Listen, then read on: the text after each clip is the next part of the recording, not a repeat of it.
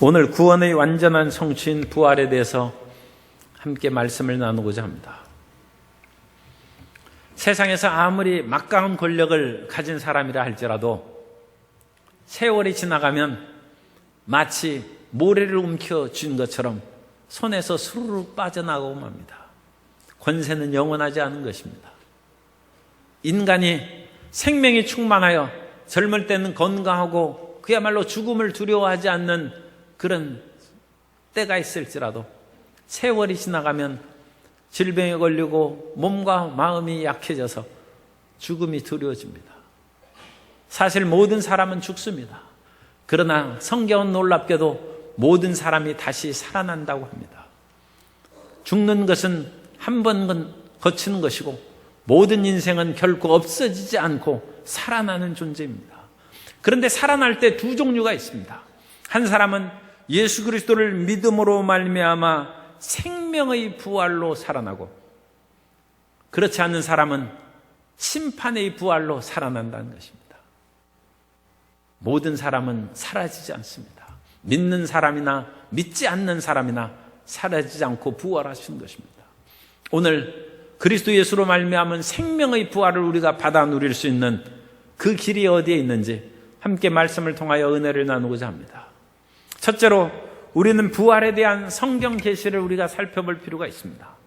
성경에는 부활에 대한 말씀이 쭉 기록되어 있는데 그 계시의 말씀은 처음에는 희미하게 나타나나 점차 분명하게 나타나고 명확하게 이루어지는 점진적 계시가 있습니다. 성경은 창세기로부터 요한계시록까지 처음부터 똑같은 말씀이 아니라 나중으로 갈수록 더 계시가 확실해집니다. 하나님의 가르침이 분명해지는 것입니다.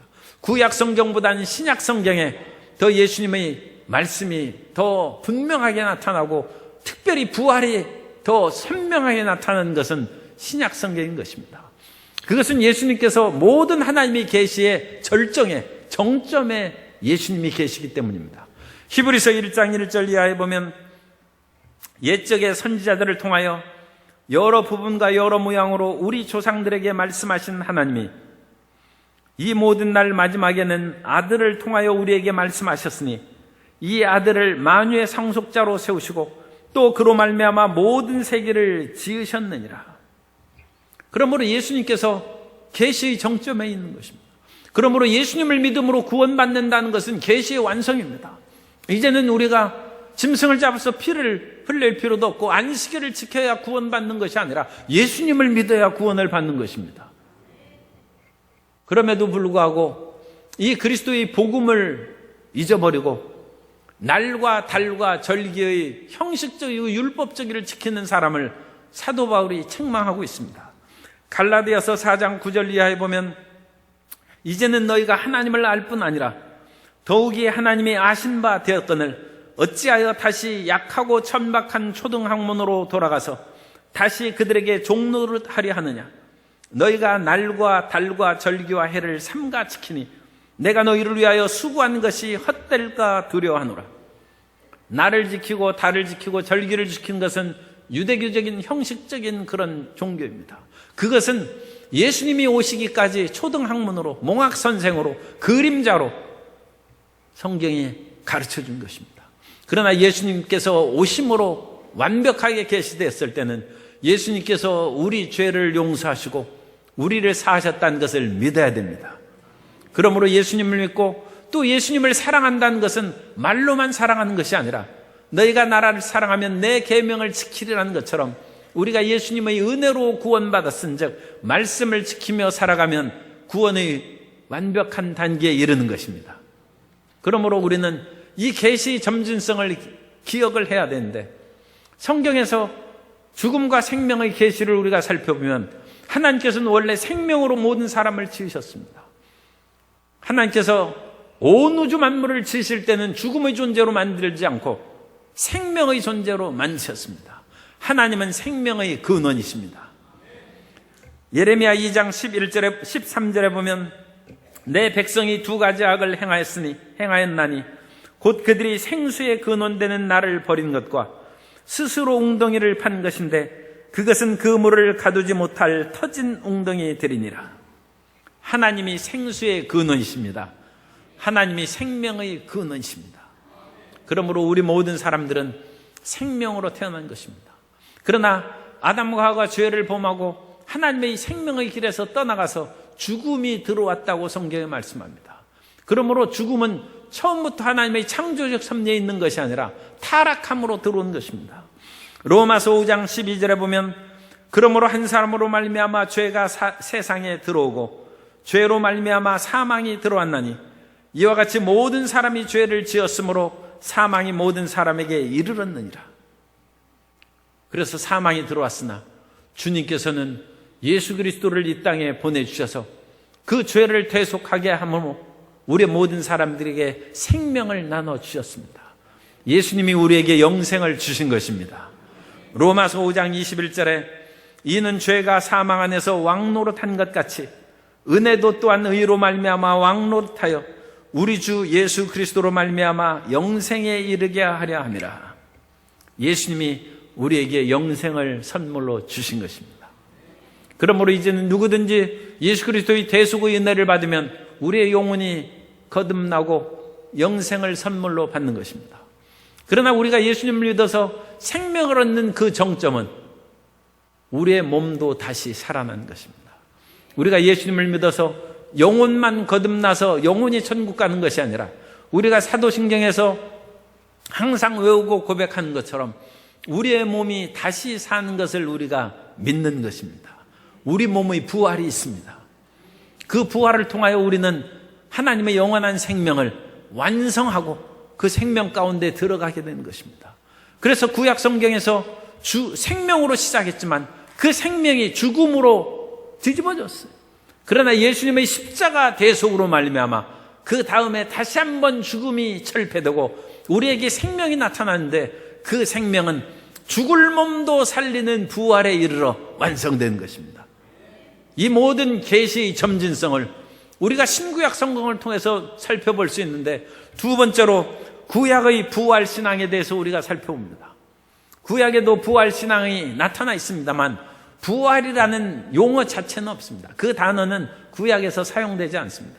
그러므로 구약에 나타난 부활 신앙은 아직 명확하게 드러나지 않은 것이다. 그렇게 생각할 수 있습니다. 그럼에도 불구하고 구약 성경에서도 부활의 메시지를 우리가 찾을 수 있습니다. 아브라함이 100세에 이삭을 낳았는데 이제 이삭이 15살 정도 됐을 거예요. 그 어린 이제 소년이 되었을 때, 그래서 길도 걸을 수 있고 나무찜도 질 수 있는 그러한 나이가 됐을 때 하나님께서 아브라함에게 내 사랑하는 독자 이삭을 모리아 산에 가서 번제로 드리라고 했어요. 그런데 아브라함이 두말하지 않고 다음 날 일찍이 횃불을 들고 이삭에게 나무찜을 지우고 떠나는 것입니다. 아브라함이 어찌 그리 태평하고 평안한지 알 수가 없어요. 그런데 이 아브라함이 그렇게 될 수밖에 없었던 것은 아브라함에게 하나님께서 이삭을 통하여 내 자손이 하늘의 별과 같고 땅의 모래같이 많게 하리라는 약속을 주셨습니다. 그러므로 아브라함은 그 약속의 말씀을 철석같이 믿고 있어요. 그래서 하나님이 이삭을 번제로 드린다 할지라도 다시 이삭을 살려주시겠지. 그 부활의 소망이, 그 믿음이 있는 것입니다. 그래서 창세기 22장 5절에 보면 이에 아브라함이 종들에게 이르되 너희는 나귀와 함께 여기서 기다리라. 내가 아이와 함께 저기 가서 예배하고. 그런데 예배하는 것은 번제로 드리는 것입니다. 그런데 우리가 너희에게로 돌아오리라. 나만 돌아온다 한 것이 아니라 우리가 너희에게로 돌아온다. 하나님께 번제로 드리라는 말씀을 이행했을지라도 네 아이를 하나님께서 데려가시지 않는다는 것을 아브라함이 믿는 것입니다. 그러므로 이 부활의 그런 예표요 그림자인 것입니다. 욥기에서도 이와 같은 부활에 대한 그런 그림자의 그런 형상이 나타납니다. 욥기 19장 26절에 보면 내 가죽이 벗김을 당한 뒤에도 내가 육체 밖에서 하나님을 보리라. 내 가죽이 벗김을 당한다는 말이 이제 우리 성경에 번역됐는데 잘 이해가 안 되죠. 그래서 우리말 성경에는 이렇게 번역을 했습니다. 내 살갗이 다 썩은 뒤에라도, 그러니까 내 몸이 썩어서 없어진 뒤에라도 내가 육신을 입고서 하나님을 뵐 걸세. 아니, 육신이 썩어서 없어졌는데 그 다음 말이 이상하죠. 내가 육신을 입고서 하나님을 볼 것이다. 그럼 육체가 다시 살아난다는 얘기입니다. 그래서 이 욥기의 이 번역이 그야말로 민 마사르에 대한 그런 번역인데, 이 히브리어의 번역을 육체 밖에서로 번역을 했습니다만, 앞에 살갗이 다 썩은 후에 다시 육체로 하나님을 뵌다는 것은 다시 몸이 살아난다는 그런 구약적인 부활의 증거가 아닌가, 그렇게 이해할 수 있습니다. 그러나 부활한다 그렇게 선명하게 됐으면 우리가 쉽게 알 수 있는데 그렇지는 않죠. 그런데 이사야에서 보면 다시 살아나는 것이 훨씬 더 여러 번 반복되고 정확하게 나옵니다. 이사야 26장 19절에 보면 주의 죽은 자들은 살아나고 그들의 시체들은 일어나리이다. 티끌에 누운 자들아 너희는 깨어 노래하라. 주의 이슬은 빛난 이슬이니 땅이 죽은 자들을 내놓으리로다. 그래서 땅에서 죽어서 티끌이 된 사람들을 내놓는다는 것입니다. 분명히 죽었다가 다시 부활한다고는 언급이 안 됐지만, 무엇인가 놀라운 일이 있을 것이다, 그것을 생각할 수 있습니다. 그런데 시편 16편 10절에 보면 주의 죽은 자가 다시 살아난다는 것을 보다 더 구체적으로 말씀합니다. 시편 16편 10절에 보면 이는 주께서 내 영혼을 스올에 버리지 아니하시며 주의 거룩한 자를 멸망시키지 않을 것임이니이다. 이 시는 다윗이 쓴 시입니다. 그래서 다윗이 하나님의 거룩한 자가 썩어서 멸망되지 않을 것이다, 그렇게 이제 기록했는데, 이 시편 16편 10절을 읽으면서 예수님이 부활하실 것에 대한 예언의 말씀으로 증거하는 것이 사도 베드로입니다. 베드로가 사도행전 2장 30절 이하에서 이 말씀을 인용해서 이같이 말씀합니다. 그는 선지자라. 이건 다윗이 썼다고 그랬죠. 그래서 그는 선지자라. 하나님이 이미 맹세하사 그 자손 중에서 한 사람을 그 위에 앉게 하리라 하심을 알고 미리 본고로 그리스도의 부활을 말하되 그가 음부에 버림이 되지 않고 그의 육신이 썩음을 당하지 아니하시리라 하더니 이 예수를 하나님이 살리신지라 우리가 다 이 일의 증인이로다. 그래서 구약 성경에도 예수님의 부활에 대한 이 시편의 말씀이 있고, 베드로는 예수님이 십자가에 못 박혀 죽으신 것을 보았습니다. 그리고 죽으신 예수님께서 다시 부활한 것도 보았습니다. 그리고 부활하신 예수님께서 승천하시는 것을 보았습니다. 그리고 부활하시고 승천하신 예수님께서 하늘 보좌 우편에서 하나님 아버지 약속하신 성령을 보내주신 그 성령을 오순절날에 충만하게 받고 담대하게 밖으로 뛰어나와서 오늘 우리가 너희가 십자가에 죽게 한 그 예수님의 성령을 받아서 너희 앞에 섰다. 그러면서 하나님께서는 죽은 예수님을 부활하게 하셨다는 것을 증거하고 있는 것입니다. 이와 같이 구약의 말씀이 점진적으로 신약에 이르러서 보다 확실하게 계시되고 있고, 다니엘서에서도 다시 한번 그 사람들이 살아날 것을 말씀합니다.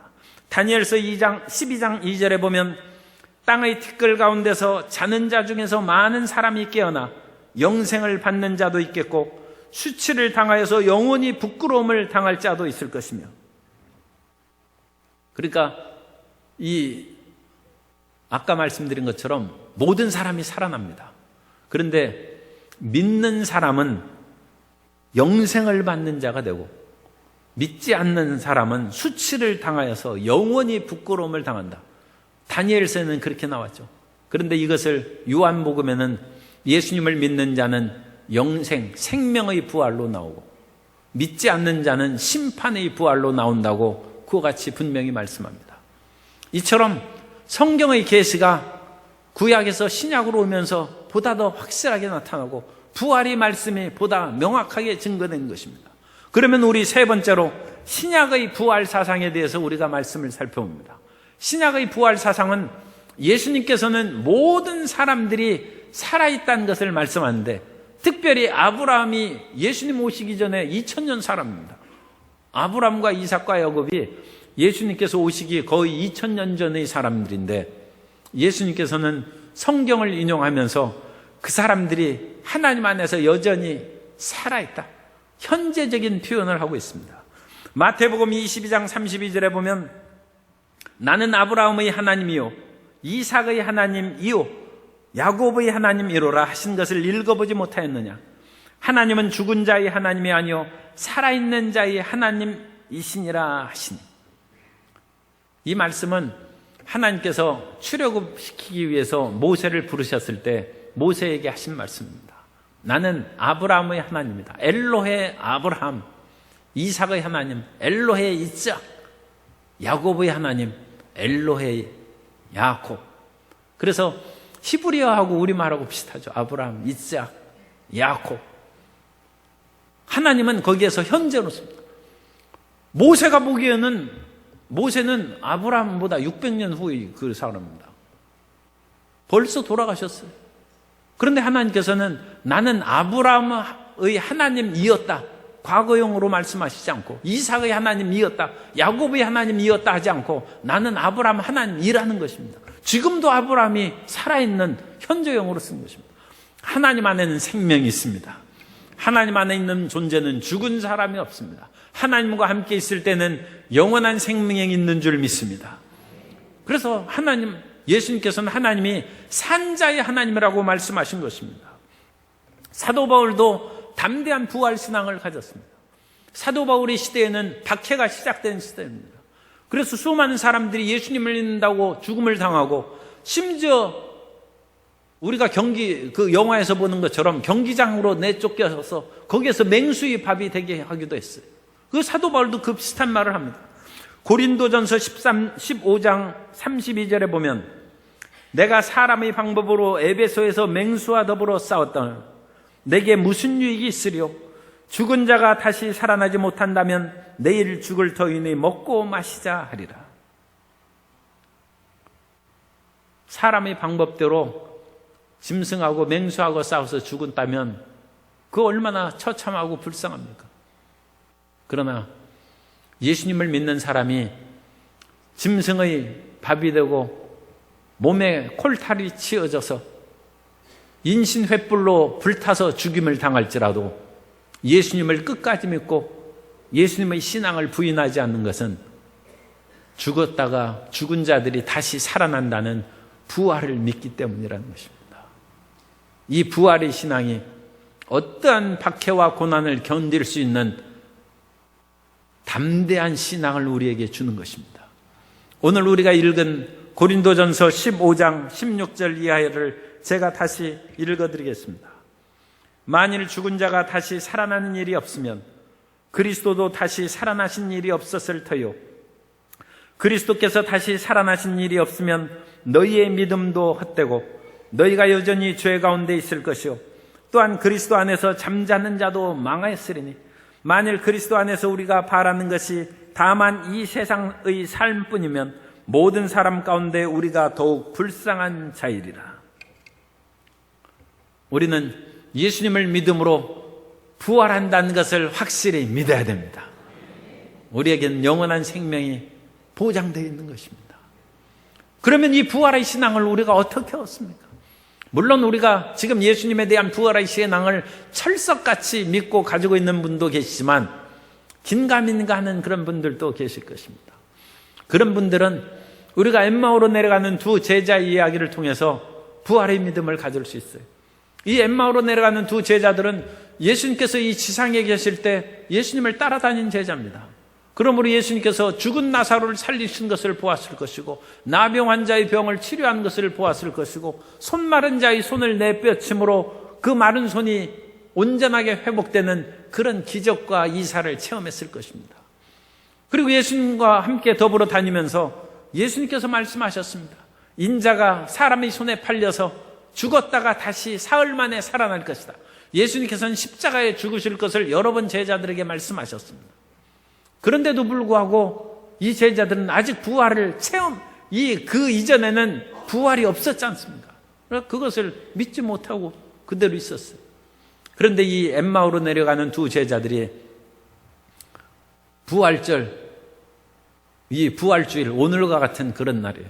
주일날 일요일 새벽에 놀라운 일을 들었어요.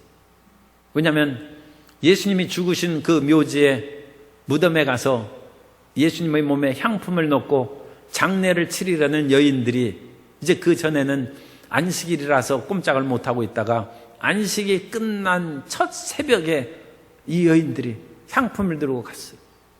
그랬더니 그 여인들이 그 무덤이 이제 우리식의 무덤이 땅을 해서 봉분을 만든 무덤이 아니라 이스라엘 무덤은 동굴 무덤입니다. 동굴 속에다 매장지를 만들고 그 동굴 입구를 큰 돌로 이렇게 막아 놓는 것입니다. 그 여자들이 가면서 우리가 그 돌을 굴러낼 수 있을까? 만일 그 돌을 굴려내지 못하면 들어갈 수 없는데 어떻게 하면 좋을까? 그런 걱정도 했어요. 그럼 가보니까 돌이 굴러져서 그 앞으로 떨어져 나왔고 동굴문이 열려있는 거예요. 깜짝 놀라서 들어가 보니까 예수님의 시체가 안 보이는 거예요. 그런데 더더욱 놀라운 것은 천사들이 나타나서 어찌하여 산자를 죽은 자 가운데 찾느냐? 예수님은 살아나셨다. 부활하셨다. 그 천사들이 증거하는 거예요. 그 여인들이 너무나 놀랍고 기뻐서 그야말로 다시 벗은 발로 뛰어오는 것처럼 손살같이 뛰어와가지고 예수님의 직계 제자들인 그 베드로나 그런 제자들에게 그때 엠마오의 두 제자들도 있었어. 얘기한 거죠. 우리가 가보니까 무덤이 비어있더라. 그리고 예수님께서 부활하셨다는 것을 천사들이 얘기하더라. 그러면 믿어야죠. 그런데도 이 엠마 두 제자들이 못 믿고 여인들이 허탄한 이야기를 우리가 들었다. 누가복음 24장에 그렇게 나와 있어요. 그래서 이 엠마오 제자들은 예수님의 부활을 끝까지 안 믿고, 그러니까 예수님이 살아계실 때 내가 십자가에 죽은 후에 부활할 것이다 하는 그 말도 그냥 귓등으로 흘러버리고, 부활하신 그 아침에 부활하신 예수님에 대한 증거를 천사들로부터 듣고 온 여인들의 말도 귓등으로 흘러버리고, 우리 모든 것이 끝났으니 엠마오로 내려가자 해서 터벅터벅 길을 내려가고 있는데 그들 가운데 예수님이 나타나셨어요. 그런데 이 믿음을 갖지 못한 이 제자들은 부활하신 예수님을 못 알아보는 거예요.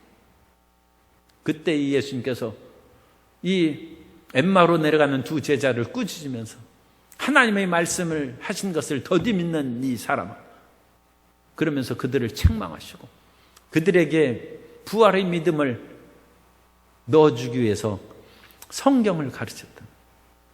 그리스도가 죽었다가 다시 살아나야 할 것을 성경을 통해서 쭉 가르치셨다. 부활의 믿음을 갖기 위해서 주님께서 부활하신다는 오늘 우리 말씀이죠. 구약의 말씀, 또 신약의 말씀, 그 모든 말씀을 찾아서 읽으시는 성도 여러분 되시기를 바랍니다. 하나님 말씀을 읽어야 돼요. 믿음은 들음에서 나고 들음은 그리스도의 말씀으로 말미암은 것입니다. 예수님께서 구약의 말씀을 증거할 때 제가 아까 말씀드린 것처럼 구약의 부활의 말씀은 아직 완벽하게 드러나지 않았어요. 그것은 예표론, 그림자처럼 희미하게 나타났어요. 그러나 오늘날 우리는 구약 성경뿐만 아니라 신약 성경이 있어요. 신약 성경의 말씀은 예수님을 핍박하러 다메섹으로 가는 베드로가 부활하신 예수님만 믿고 180도로 변해서 예수님을 믿는 그야말로 철저한 신자가 되고 사도가 된 줄로 믿습니다. 그러니까 사도 바울의 증언이 있죠. 예수님을 3번이나 부인해서 얼굴이 뜨뜻해서 이제 나는 갈릴리로 가서 고기나 잡으련다 하는 그 베드로가 부활하신 예수님을 믿고 내 양을 치고 먹이라는 그 주님의 명령을 듣고 십자가에 거꾸로 달려 죽기까지 하면서 그리스도 예수의 부활을 증언하는 증인이 된 줄로 믿습니다. 그 모든 성경의 말씀이 신약 성경이 오늘 우리에게 있은즉 구약과 신약의 그 모든 말씀을 우리가 읽고 묵상함으로 부활의 믿음으로 충만하게 체험받게 되시기를 예수님 이름으로 축원합니다. 예수님께서 제자들에게 엠마오로 내려가는 두 제자들에게 성경의 부활의 말씀을 가르칠 때 그들의 마음이 뜨거워졌다고 했어요. 하나님 말씀이 뜨거워지도록 부활의 말씀을 읽게 되시기 바랍니다. 그런데 아직 그것으로 완성이 안 되고 부활하신 예수님을 못 알아봤어요. 그때 예수님께서 그 엠마오로 내려가는 두 제자들과 함께 집에 들어가서 떡을 떼심에 그들의 눈이 밝아지시고 예수님께서 떡을 떼시고 축사하셨다는 것이죠. 예수님께서 기도해 주시고 성령의 은혜를 베풀어 주신 것입니다. 우리가 성찬을 대하고 성찬의 떡을 떼고 기도를 통하여 성찬의 떡과 잔을 먹을 때 주님께서 우리의 눈을 열어주십니다. 성령께서 역사하셔야 됩니다. 성령께서 우리 마음 문을 열어주시고 역사하지 않으면 부활이 허탄한 이야기처럼 들리는 것입니다. 그런데 엠마오 제자들이 성경 말씀을 듣고 예수님이 떡을 떼어주시고 축사하고 기도하심으로 성령의 역사가 그들에게 임하자 예수님을 알아봤어요. 아, 예수님이구나 할 때 예수님은 엠마오로 가는 두 제자들에게 또 싹 사라졌어요. 하나님의 말씀과 성령으로 부활의 신앙으로 충만하게 체험받게 되시기를 바랍니다. 네 번째로 하나님의 새 언약의 완성은 부활로 말미암은 것입니다. 새 언약의 완성은 부활입니다. 예수님께서 우리에게 약속을 주신 것이 신약 성경입니다. 그 신약의 말씀은 구약의 모세에게는 돌판에 계명을 새겨 주었는데 이제는 예수님을 믿으면 새 시대에는 우리 마음판에 하나님께서 말씀을 새겨 주신다. 그래서 우리는 마음으로 예수님을 믿고 따르는 하나님의 자녀가 된 것입니다. 그리고 주님께서 예전엔 짐승의 피로 죄를 사하셨지만 오늘날은 예수 그리스도의 십자가 대속의 피로 말미암아 단 한 번에 영원히 우리의 속죄 제사가 이루어졌습니다. 그 위대한 역사죠. 그런데 이 모든 것들은 우리가 영적이고 내면적인 것입니다. 그러나 내면적이고 영적인 이외에도 주님께서 외적인 복을 주셔요. 그래서 예수님을 믿으면 우리의 영혼이 잘된 같이 범사에 잘되고 강건한 복을 내려주시는 것입니다. 그래서 삶의 문제도 해결되고 몸도 치료되는 것입니다. 뿐만 아니라 이스라엘 백성들에게도 약속하신 그 새 언약의 약속은 메시아가 오면 그들의 땅이 회복될 것이고 그들의 성전이 다시 건축된다고 했어요. 그래서 예수님의 재림 전에 이스라엘 성전이 건축될 것을 또 기다리고 있습니다. 그런데 그것보다 더 놀라운 마지막 예수님의 재림 때에는 우리의 몸이 살아난다는 것입니다. 우리 몸이 그리스도 예수 안에서 부활하게 될 줄로 믿습니다. 그것이 새 언약의 결정입니다. 오늘날 예수님을 믿고서도 마음이 괴롭고 몸도 아프고 삶도 어지러운 그런 일들이 종종 나타나고 예수님을 믿어서 어찌하여 이런 일이 있을까 고민하고 낙심한 사람이 있어요. 그런데 이것은 아직 우리가 하나님이 주신 새 언약이 완성된 것이 아닙니다. 우리는 완성을 향하여 나아가는 것입니다. 우리가 예수님을 믿었다는 것은 그리스도의 대속의 은혜로 의롭담을 받은 칭의입니다. 칭의의 단계. 그러니까 의롭게 얻은 단계고 우리가 예수님을 믿으면서 끊임없이 거룩한 성화의 길로 나아가는 것이고 마지막에는 우리의 죽을 몸도 영화로운 몸으로 바뀌어서 빛난 몸으로 되는 영화의 단계의 구원이 완성되는 것입니다. 이 구원의 완성의 부활의 역사가 우리를 기다리고 있습니다. 그러므로 지금 눈앞에 있는 여러 가지 힘들고 어려운 것으로 인하여 결코 낙심하고 뒤로 물러가지 아니하고 부활의 소망으로 전진하는 성도 여러분 되시기를 예수님 이름으로 축원합니다. 그 영원한 소망이 우리를 기다리고 있으므로 이 세상에서 어려움이 있어도 우리는 끝까지 하나님을 믿는 것입니다. 예수님께서 십자가를 지시고 죽으셨다가 끝나셨으면 십자가는 두렵고 싫은 것이 되죠. 그러나 십자가를 지시고 죽으셨다가 부활하셨기 때문에 우리도 우리의 가정의 일을 위하여 주님 나라와 교회를 위하여 십자가를 지면 우리도 부활할 것이요 하나님의 상급으로 우리에게 임하게 될 줄로 믿습니다. 그래서 예수님을 믿고 십자가를 지라는 것은 고난을 통하여 영광을 받으라는 것입니다. 이 일을 많이 하면 그것으로 인하여 더 많은 수확을 거두는 것이죠. 그래서 예수님 믿고 십자가를 지는 것은 고생이 아니라 축복의 길로 들어가는 과정인 줄로 믿습니다. 왜 그것이 과정이 되느냐? 십자가로 끝나면 비극이죠. 그러나 우리에겐 부활이 있습니다. 따라 사세요. 우리에게 부활이 있으므로 십자가도 두렵지 않습니다. 우리가 다시 살아나는 것 하나, 주님께서 명령하신 것을 우리가 다 순종하고 나아가면 부활의 영광으로 우리가 체험받는 것이고 우리가 세상을 사랑해서 육신의 정욕과 모든 것을 그것을 얼마나 아끼고 욕심을 가질 수 있죠. 그러나 그것을 가지고 이웃을 사랑하고 나누어주면 이웃 사랑의 하나님의 은혜를 받아서 하늘이 말할 수 없는 칭찬과 신령한 복으로 우리가 체험을 받게 될 줄로 믿습니다. 부활이 있기 때문에 우리는 마음을 다하고 목숨을 다하고 뜻을 다하여 하나님을 사랑하고, 부활이 있기 때문에 우리가 아깝고 힘든 것이 있어도 내 몸과 같이 이웃을 사랑하는 것입니다. 부활 신앙으로 하나님을 사랑하고 이웃을 사랑함으로 주님께서 인정하시는 온전한 크리스찬이 되시기를 예수님 이름으로 축원합니다.